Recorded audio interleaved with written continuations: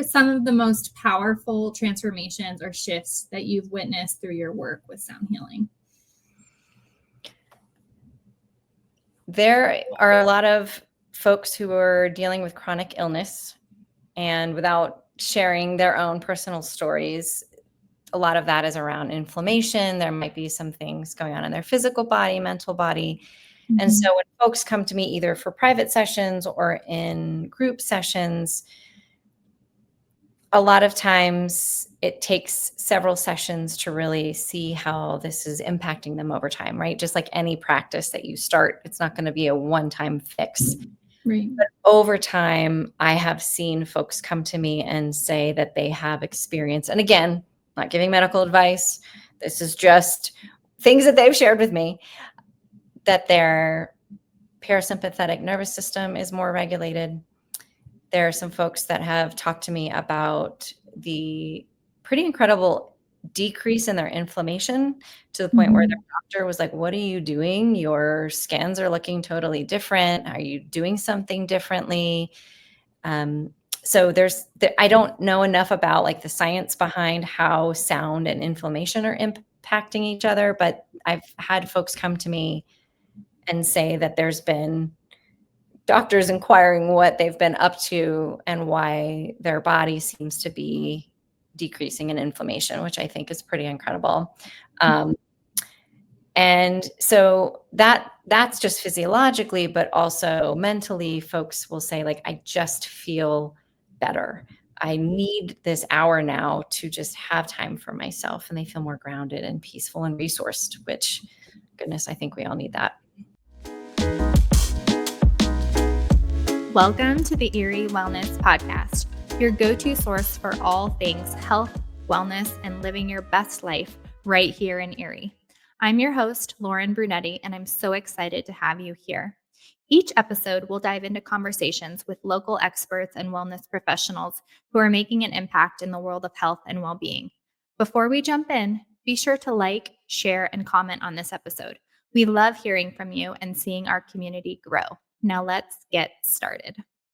Welcome back to the Erie Wellness Podcast. I'm so glad you're here. Today I'm sitting down with Ashley Cartun, a sound practitioner who creates beautiful healing spaces through sound, energy work, and mindfulness. Ashley helps people find calm, clarity, and connection through experiences with crystal singing bowls, chimes, guided meditation, and somatic practices. Her work is all about community care, helping others feel at home in their own bodies and in the spaces around them. She's also a university professor, a mom of two, a wife to an NCAA basketball coach, and a breast cancer survivor. Ashley brings so much presence, wisdom, and heart into everything she does. Ashley, welcome to the podcast. I'm so excited to have this conversation with you. I am so excited to be here. Thank you for having me, Lauren. Yeah. So for the listeners, can we start off with the basics? What is sound healing, and how did you first discover its power in your own life? Sure. So sound healing at its most basic, you might hear it as sound healing, sound bath, sound therapy. A lot of those are sort of synonymous. So general, sound healing is really about using the therapeutic power of sound to bring balance to your mind, body, and spirit. So this is through instruments, like you mentioned, crystal bowls, hand pans, chimes, and a lot of these are instruments designed specifically for the sound healing environment. We'll talk a little bit more about what they do, but essentially using these instruments to create sound vibrations, and they can release tension, it clears energetic blockages, and really restores and relaxes your body. So we use tools. You said singing bowls, chimes. What is some things, if you can walk us through, what would be something that someone might experience in a sound healing session with you, or what did you experience in your first sound healing session? Right. So in terms of what you might expect when you might see a flyer out and about, especially in the Colorado area, you'll see a lot of sound healers or like sound baths, which is amazing. It's such an incredible, like booming modality, which is very exciting. More people are seeing the benefit of it. But as you see that and you go, you'll start to realize, like many musicians and artists, it really is dependent on the person doing the event. So you may a very common set of instruments are around sound bowls. Some folks primarily focus on sound bowls. Sometimes they pair them with other modalities like a yoga or breath work or some other ceremony. Others are more immersive, like myself. I do a series of different instruments to kind of create an immersive experience, bringing in, like we mentioned, bowls and chimes. However, I also bring in things like an ocean drum. So you are listening to the waves, rain sticks. And so every artist really does create its own environment, but typically there's some kind of key ones that you will often see. So it really depends on the person providing the experience. But for me personally, when you come to an event, mine are gentle, deeply relaxing. There's not a lot of sound going on. It's really designed to help downshift our body and relax and focus on one thing at a time. So it kind of sounds like it's like music preference too, right? Everyone has like their own music preferences. So everyone's going to maybe relate to a sound practitioner a little bit more than they would another one. That's exactly right. And so like most folks, if they go to a yoga studio, they may have, or your exercise class, you may have a favorite instructor for whatever they bring, how they talk to you, what they say. And so it's really a matter of trying out different practitioners to see what feels good to you in your body and how they guide you. And so, yeah, I would love for folks to come check out and see how I do it and see if that fits for them. But there's just so many great options around here where they can try it out. Mm-hmm. Most sound healers often come from a background of music, which is interesting. Not all, but a lot do. And so that's my case as well. When I was younger, I've been a musician forever and ever and have played music my whole life. So that's a little bit about what brought me to this modality. I know we're going to talk about some other experiences that brought me into sound healing directly, but as a musician, I have a real keen ear for chords and different sounds and how those notes work together and really create a nice relaxing landscape. So it never feels boring, but it doesn't feel too chaotic. So folks can really focus on healing. Mm-hmm. So sound work is often described as a way to soothe the nervous system. How does this type of healing impact physical and emotional wellness from your perspective? I could geek out on this all day, so I will keep it as brief as I can.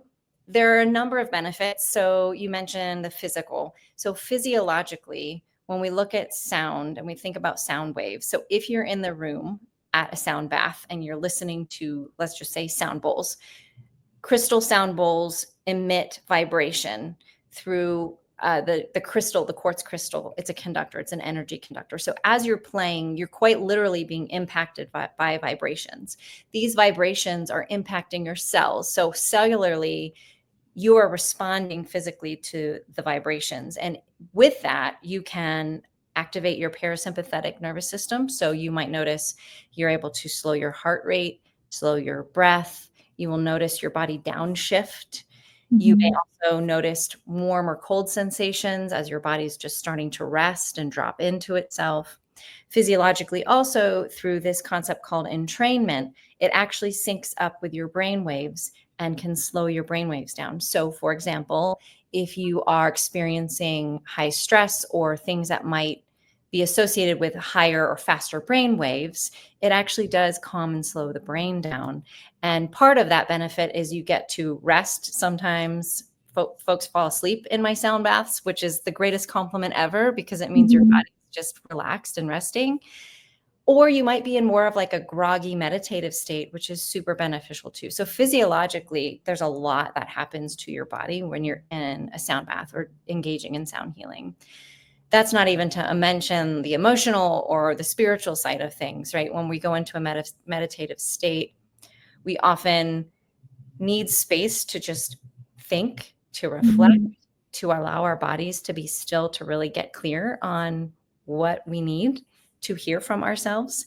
We very rarely get the chance to sit quietly for ourselves. So from an energetic standpoint and a spiritual standpoint, it can be a space of prayer. It can be a space of nothingness, and it's a practice of mindfulness to really allow your body to just be and receive. So that can have wonderful emotional and psychological benefits as well. So I will often do events for grief groups. I do monthly cancer survivor sessions. So this is also incredibly beneficial for stress, for people who have been through trauma, for folks who are experiencing lots of other difficulties in life. It's deeply relaxing to the body, but also to the mind and spirit. Mm-hmm. Oh, I love all of this. And I'm trying to visualize it. So are people laying down? Are they sitting up? How does it work? There's all sorts of ways you can do it. And again, it depends on the practitioner and the space and whatnot. But typically at my sessions, when you come in, I often do them in bigger rooms where you bring, either we have them or we bring a yoga mat, a blanket, a pillow. This is really cozy. So you bring your relaxing clothes, right? Your loungewear, and you lay down and you get to just rest. And so think Shavasana, but for the whole time. And when was the first time you experienced your first sound bath? It's really interesting because I was trying to think back when the first one was, and it was really only a few years ago when I was going through cancer treatment. As someone who's a musician, I am surprised that it took me so long to actually experience it that way. But that's really where I first got to experience a sound bath as a patient. So in February of 23, I was diagnosed with breast cancer, and I attended the Rocky Mountain Cancer Center in Boulder, still do. And as part of that, they have this really lovely integrative center, and they offer a host of different modalities, including Reiki, acupuncture, energy work, and they also have a free sound bath for survivors, people battling cancer. And so I decided it felt important enough in this moment in time to experience it. And I thought, why not try it? So I went and actually attended it. And at that space, they actually have zero gravity chairs. So you can lay down, but like in that case, there are just zero gravity where more folks can fit in the room kind of sitting. So I remember leaning back, going through chemotherapy in my head, physically, mentally, just like going through it and sitting back in the zero gravity chair and then having this sound bath. And I could not believe how different I left than when I came in. Mm-hmm. What happened? Why do you say that?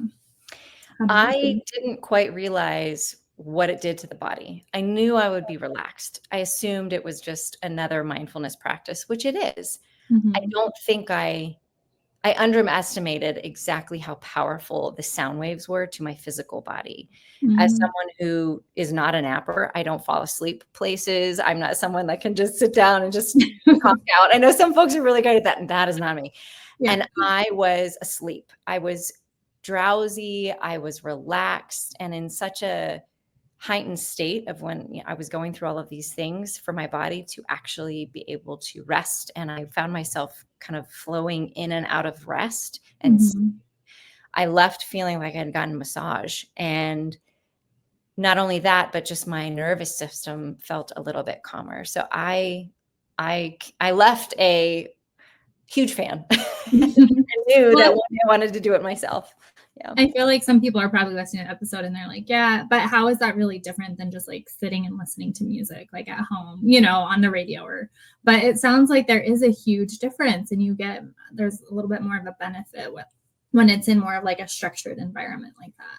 Yes. I encourage anyone who's listening to go in person and check it out and see how it feels for them. Like everything else, healing is not a one size fits all. Some things work great for some folks and some things work great for others, right? And that's what's like so beautiful about your podcast is there's all of these people doing these cool things in the area and you get to try them and see what works for you. I would say, yes, it is in the same vein as listening to music. Music can be, as we know, deeply spiritual, powerful. It can get us through hard times. It can help us express our feelings. It does important work. But you're right. There is a difference between sort of having a passive listening experience, listening to your playlist, for example, or taking a walk and listening versus being in a space where it's designed as a submersive, immersive sound experience for you to feel the sonic relationship and feel the vibrations of the sound in that space. So I would say that those are similar, but also different. And I'm curious, you got a certification. So what were you learning about in terms of different frequencies and how certain things emit different things? And also, how many different objects are you kind of working with during like one session? Sure. So the certification program goes into a whole host of things, but it does teach you a lot about frequencies, how sound moves in the body, what it can do, how it benefits. There's a lot of theory around what the sounds, like the different hertz. So for example, there are different tuning forks, right? So you may get a certification, and part of that includes what the instruments do, how you work with them, how they work together.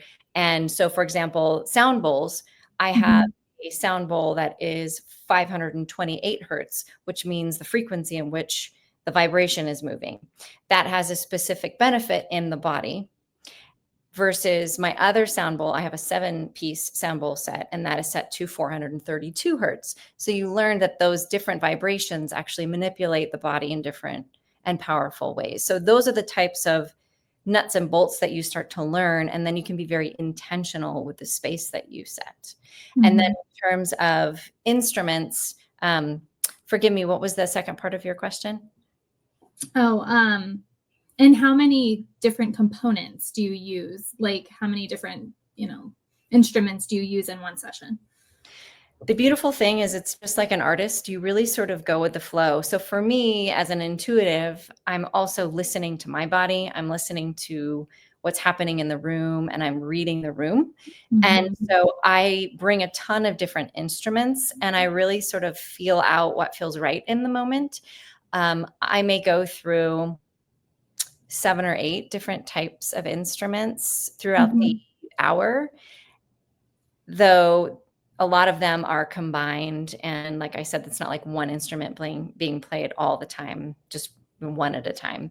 A lot of them are like the bowls playing in different chords. You also learn in terms of the certification how to play major chords, minor chords, binaural beats. What are those? How do you create those? And as a musician, I had that background, so it was kind of quick to pick up. But those are the types of things that are very intentional. So for me, I may feel like, okay, I really want to play this major chord with 4 different bowls and just have this very angelic, gentle sort of sound that's playing for a while. And then I may shift to some binaural beats, which really help with the brain and help us kind of balance. And so I really sort of, part of it's intuitive and part of it's just drawing on my knowledge to create a really relaxing experience for people. How many times a week or a month would you suggest, like just a typical person, and then maybe someone who's going through a difficult season of life? How many times a week or a month would you encourage them to participate in something like this? Great question. I think it depends, just like with most healing modalities. Part of it is what you have time for, budget for, what feels right in your body at the time. So as you know, like talk therapy is great. Some folks are like, I need to meet every week right now. This is the weekly thing. Sometimes we go, okay, we're monthly. So really just, I would encourage folks to listen to what they need and respond to that. And that can vary. Monthly is a great thing if we like maintenance. If you feel like you need a monthly relaxation reset, that's wonderful. If we're seeking something that's more therapeutic, every 2 or 3 weeks might be a great idea, because you're really moving energy, you're clearing energy. You might really need that space for your own healing, and that might need to happen a little more frequently. Some practitioners do private sessions, some do events, and some folks will prefer one over the other. So it really just depends on preference and what feels right in your body. But I would encourage folks to see, like, if they really are going through a difficult time and they're pairing it with other important modalities, practices, therapies, maybe try every couple of weeks and see if that's making a difference. And there. I love your perspective. As a professor, as a wife, as a mom, like you get it, and you need to like stay personally grounded and care for your own well-being, especially because life can definitely pull you in multiple directions. So how do you personally try and stay grounded during this just season of life for you? Oh, Lauren, if I had that answer, I would. It is, it's a daily practice, and every day is different, as we know. And I think the biggest thing for me is I try to hold a lot of grace for myself. Mm-hmm. I don't know about your listeners, but I am very hard on myself, and I'm my own worst critic. So I always leave myself. I always feel like when I'm going to bed, I'm like, I should have, or I could have, or I would have. And so a lot of it is just grounding practices. I'm trying to build in time to just honor who I am, what I'm doing, what I've accomplished, and give myself a whole lot of grace.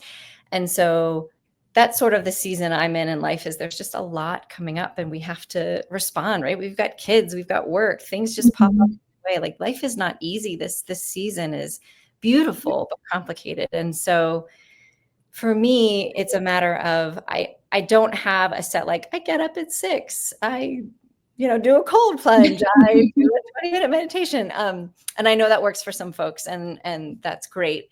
But for me, it's really like, how do I find those moments for myself? When do I notice in my body I'm feeling ungrounded?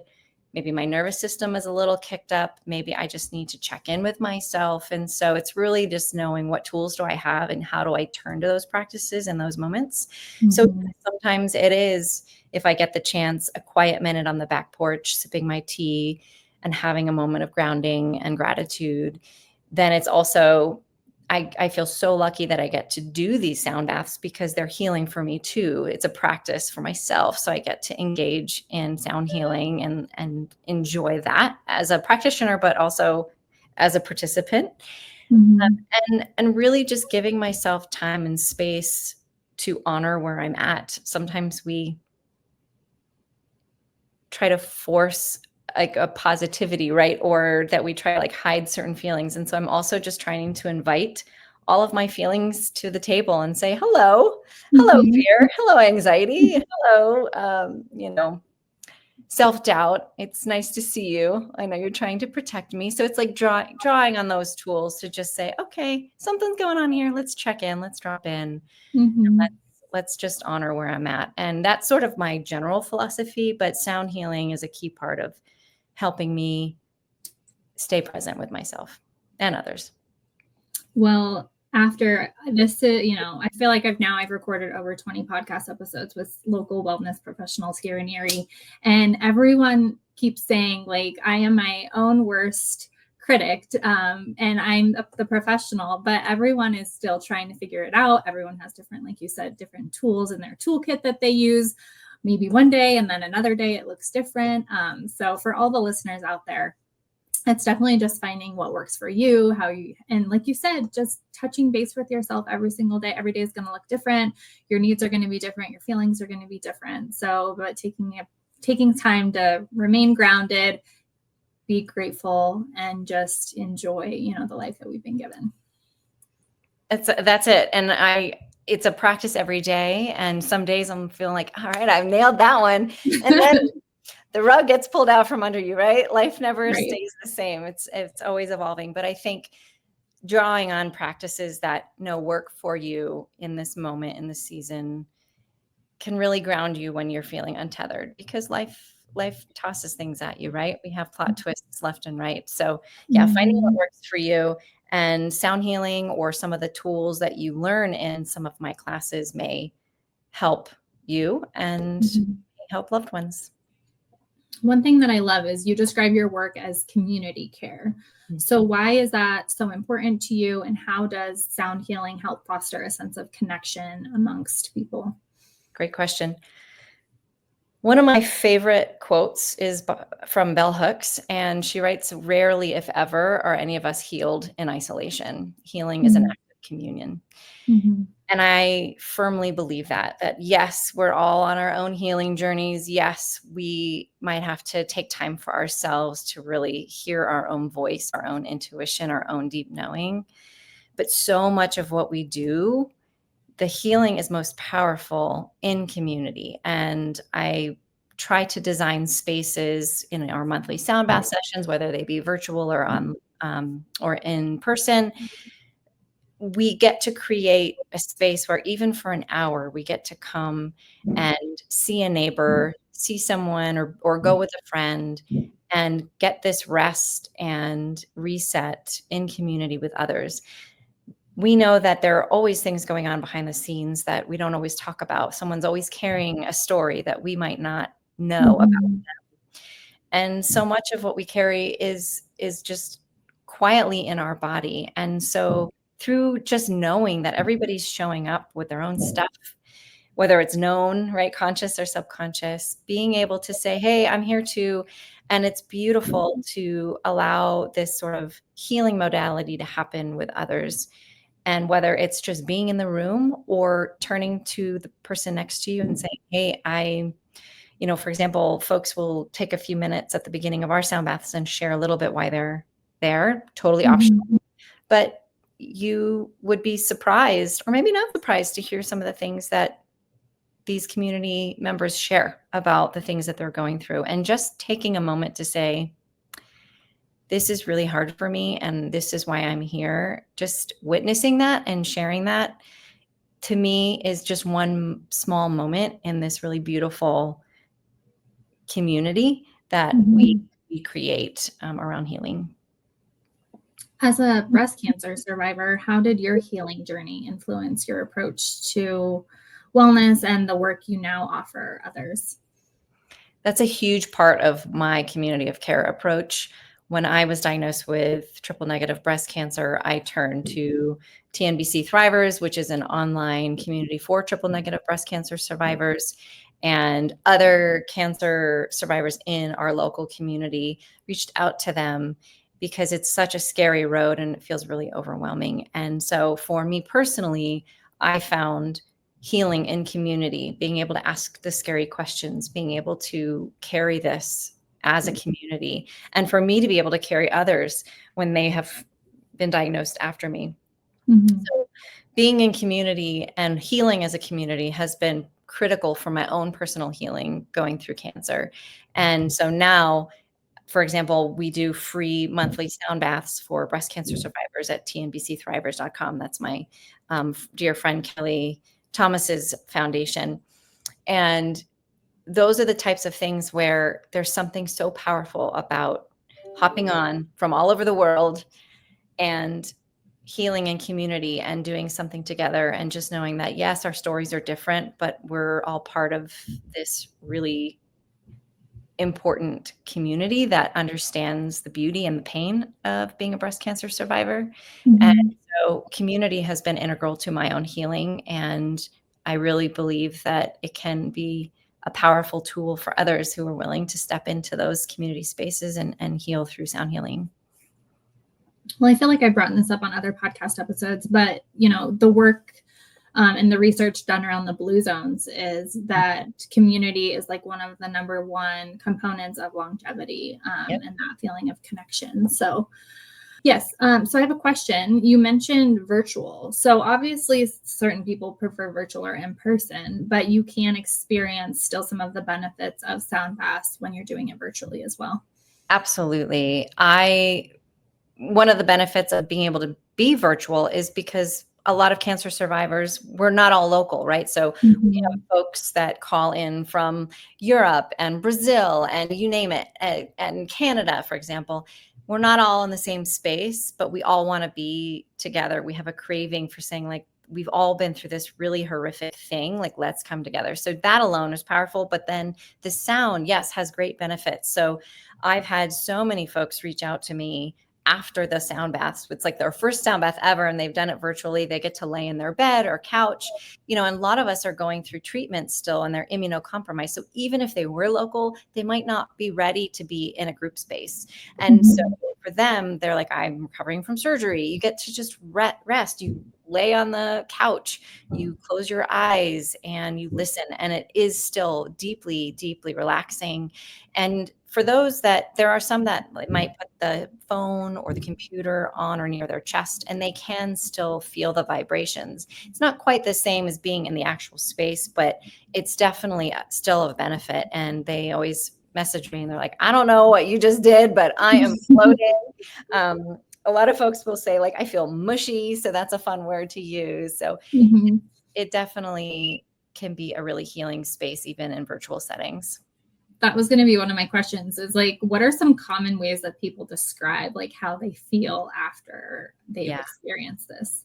Yep. Mushy is one of my favorites because I feel like I don't know how to, it's almost like, have you ever had a massage where you wake up and you're like, I just want to move slow and I just want to go home and go to bed.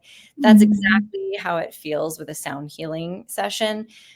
I often try to have events in the evenings because when you have a sound healing, your body is so relaxed and it's so massaged and it's so calm that oftentimes we are not in a space to really ramp back up and jump right back into the workday. We might want to take a bath. We might want to take a gentle walk and take an early, bedtime. So I would say relaxed, calm, peaceful, centered, grounded, mushy. Those are the types of things that are often shared post sound bath. That being said, just like other things like a massage, you can do them in the workday. If you just need a quick little relaxation during your lunch break, you can totally do that. It's just different. You might have to, wake yourself back up as you start the rest of your day. So it's definitely doable, but it puts you in a different space where you can really relax. And that's pretty powerful. But not only reducing anxiety, you probably sleep a lot better. Like there's some benefits throughout your week that you're going to experience after having done one.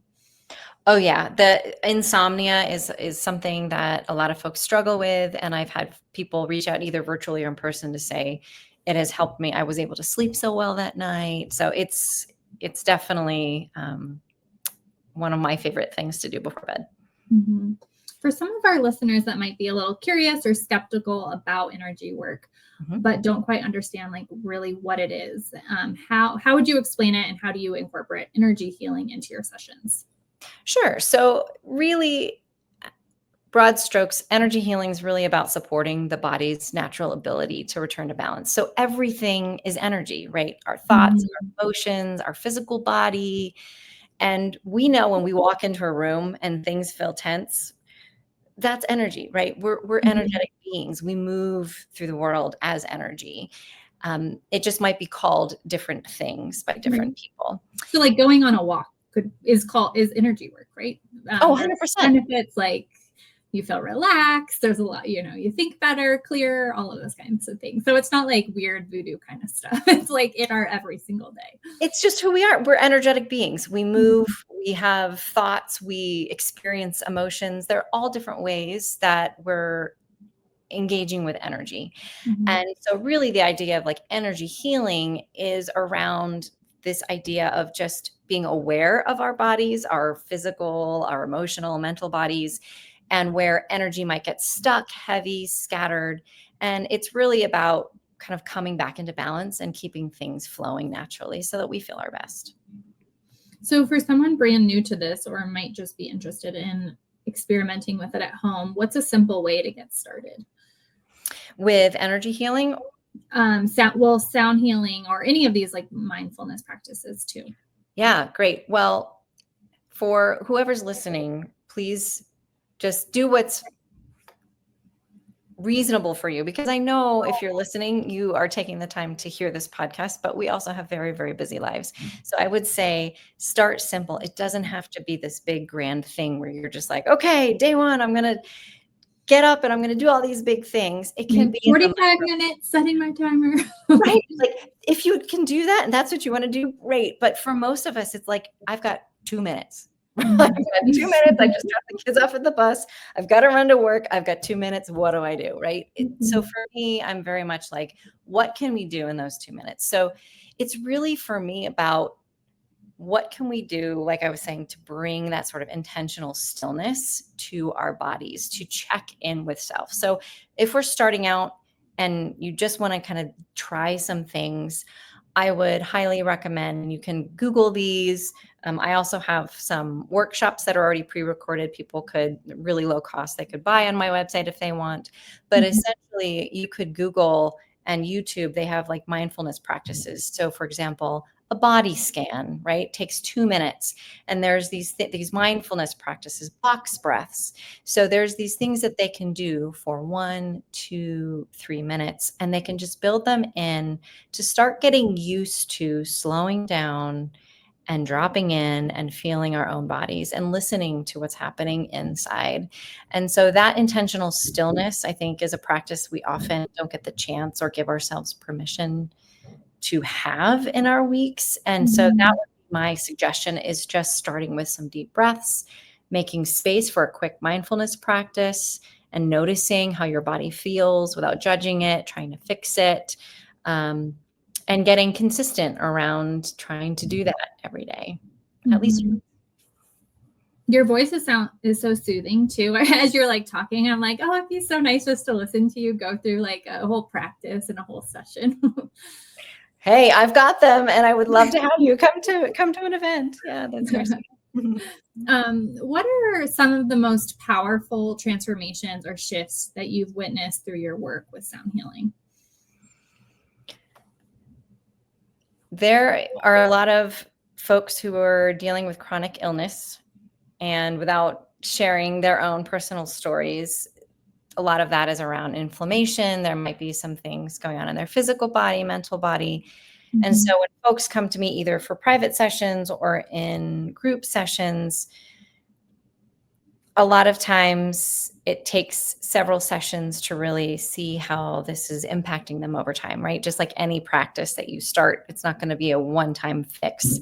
Right. But over time, I have seen folks come to me and say that they have experienced, and again, not giving medical advice, this is just things that they've shared with me, that their parasympathetic nervous system is more regulated. There are some folks that have talked to me about the pretty incredible decrease in their inflammation, to the point where their doctor was like, what are you doing? Your scans are looking totally different. Are you doing something differently? So I don't know enough about like the science behind how sound and inflammation are impacting each other, but I've had folks come to me and say that there's been doctors inquiring what they've been up to and why their body seems to be decreasing in inflammation, which I think is pretty incredible. And so that's just physiologically, but also mentally, folks will say like, I just feel better.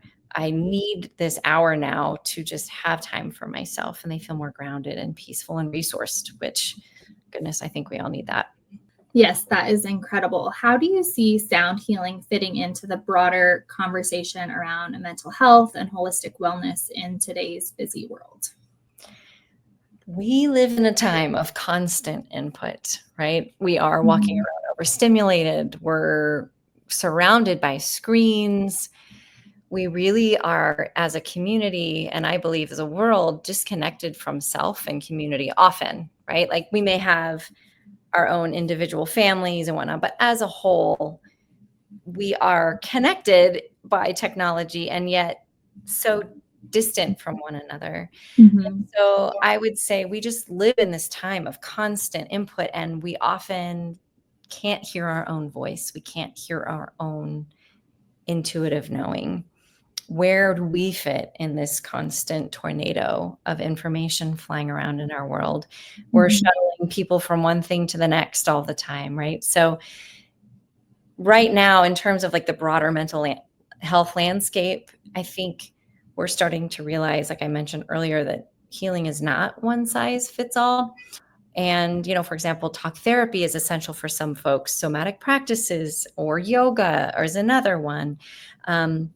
But really, I think sound healing is part of this broader initiative to try to reconnect with our bodies in a way that other modalities can't reach. And so it's a complementary practice. It's not something that has to be standalone. It can be done in relationship with other things that you're doing, other therapies, other activities, but it really is, I think, part of this wellness landscape of trying to honor the whole person, right? Your mind, body, and spirit. Mm-hmm.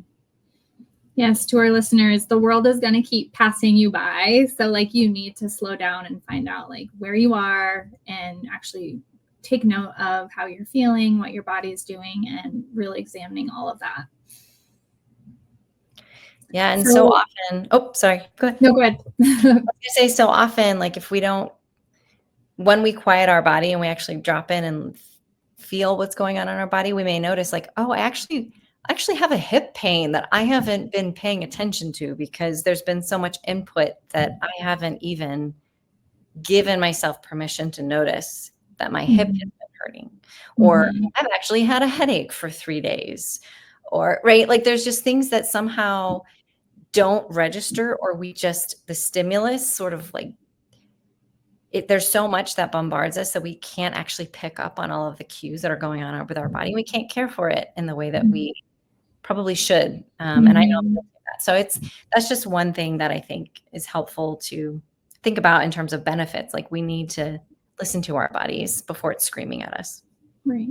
Well, I even know that sometimes when I'm kind of all over the place, even just accomplishing one task can take me so much longer unless, I'm just in more of a flow state and things are, I'm feeling good, mentally a little bit more sharper, all of those things. I can just accomplish things so much quicker versus when I'm like, you're just having one of those days that takes you a lot longer to accomplish things. And unless you're taking the time to actually stop and regroup, like during one of your sessions, like you're just going to keep going and kind of almost going at a slower pace too. Absolutely. It's a really important reset. So you've been doing some really cool things in the community, working with local libraries, businesses, and even planning a free night for breast cancer survivors at the Denver Museum this fall, which you can share the date. But can you talk a little bit about what you have coming up and what these community events mean to you? Absolutely. So for me, I have to juggle this love of mine of sound healing and these events with my other things that I love, like spending time with my family and being a CU professor. So I don't do them as often as maybe some other practitioners would. So I love to do monthly sound baths at local libraries. So that's something that you can usually find on, like I try to publish it on like a Facebook group. So you can always Google that. healwithashley.com is my website. So I always have everything listed there. So you can always go there and see what's coming up. But I like to do monthly sound baths in person with the local community. I do breast cancer survivors, as you mentioned, virtual settings and events monthly. And then I really, my heart is really towards service. I like supporting the community in whatever ways are best. And so I'm actually also doing programming at CU for the Calm Center and the CU Rec Center for students, and for example, the Collegiate Recovery Center. So there's a lot of programming that I am doing on campus, and it's an honor to be able to provide this sort of modality to all of the community members. And I'm really excited about, I also work with the American Cancer Society, and we're going to be doing a special event September 16th in the evening for breast cancer survivors. It's free, and it's with the Denver Art Museum. So we will be hosting, the American Cancer Society and I will be hosting at the Denver Art Museum, where folks can come for free and explore the Denver Art Museum and then get a really nourishing sound bath with candlelight before they go home. Oh, that sounds good. And I love that you're also working with those young adults and like teaching them to kind of slow down and hopefully establishing better practices than some of us current adults or older generations that have just been kind of in this go, go, go mode. So I love that you're doing that with the students at CU. It's been really wonderful to watch them. This generation really is starting to understand the value of mental health, and it's been really fun to watch them attend these events and really feel like they're an important part of their practice. And we were able to do that for finals week, actually, for reading day. We hosted an event and a bunch of students got to come right before they took their finals. And it was just a full wrap up to the year. And it's been really exciting to see so many young people start to understand the benefits of it. Absolutely. Well, Ashley, thank you so much for being on the podcast today and for sharing your story, your healing practices, and your heart. I know so many people are going to walk away from this episode feeling inspired to slow down, breathe a little deeper, and seek out moments of stillness and connection. If you're listening and want to learn more about Ashley's upcoming events or experience one of her sound healing sessions, be sure to check out the show notes for all of the details. Thank you again for joining us here on the Erie Wellness Podcast. Until next time, take care and be well. That's a wrap for today's episode. Thank you so much for listening to the Erie Wellness Podcast. I truly appreciate you being a part of this journey. If you loved today's conversation, don't forget to subscribe, leave a review, and share it with a friend. For more daily wellness inspiration and behind-the-scenes content, be sure to follow me on Instagram at the Erie Wellness Podcast. I can't wait to connect with you again soon.